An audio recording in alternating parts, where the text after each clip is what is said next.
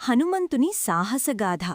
అపరిమితమైన శక్తి, అంతంలేని ఆకలి, ఈ రెండూ కలిస్తే ఒక అద్భుతం జరుగుతుంది.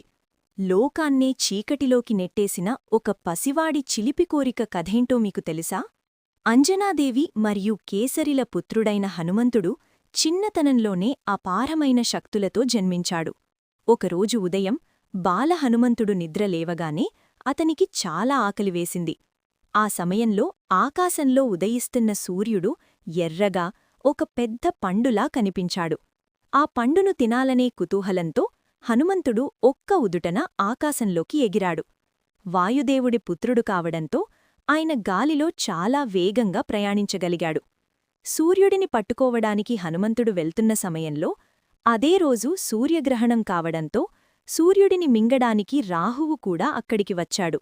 కాని హనుమంతుడి వేగాన్ని చూసి భయపడి రాహువు ఇంద్రుడి దగ్గరికి వెళ్లి ఫిర్యాదు చేశాడు.